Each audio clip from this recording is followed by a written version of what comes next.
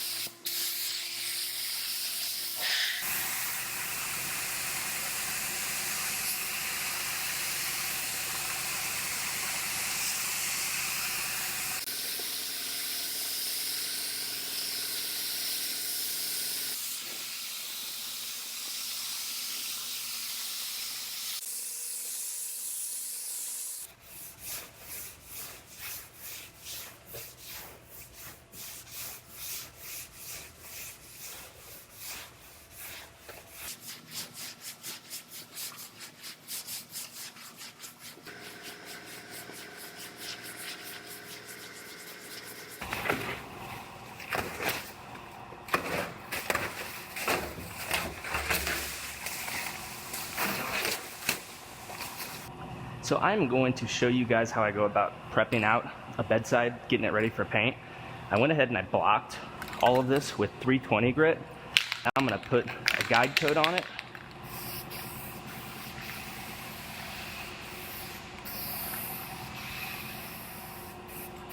This helps you see any imperfections and helps make sure you get rid of all the sand scratches. And now I'm going to run over all the primed area with 400 grit, and I put it on this soft interface pad that goes on my DA.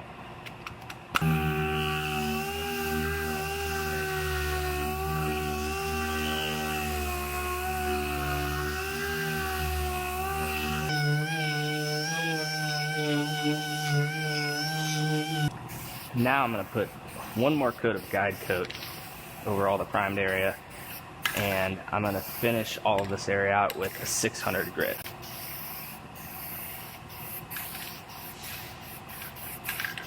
Basically the same thing I just did, but with a finer grit.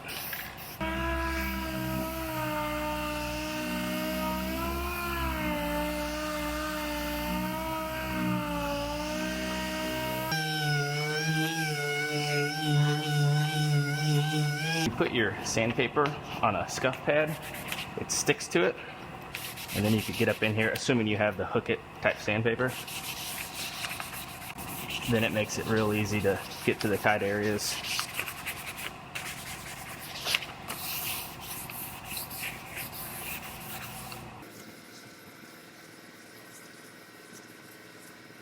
What we normally do is we take 800 grit out into the blend areas. Now there's almost no blend areas. They'll probably take black all the way to the edge on this, but normally we would take 800 out through the blend area. But I'm gonna prep just these outer edges with 800, and then I'll hit all my edges with the gray Scotch-Brite.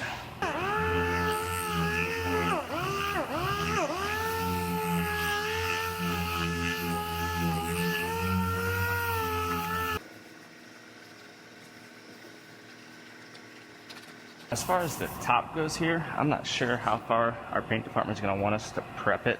Sometimes they'll tape it off before these holes. It gets a cap over it, and sometimes they'll tape it off before the holes, just so dirt doesn't want to spit out of these holes whenever they're painting, and then it's all covered. But I'm not sure what they're going to want to do, so I'm just going to prep right up to here, and then if they want to prep it further, they can. And that's basically it. Now obviously it still has to be cleaned off and everything, and we also have to prep out this cab corner and the rear door, and the bed will get lifted off in order to paint the cab corner. There was minor scratches in here they prepped out, but that's how I go about prepping out a bedside. I stay putting in that work.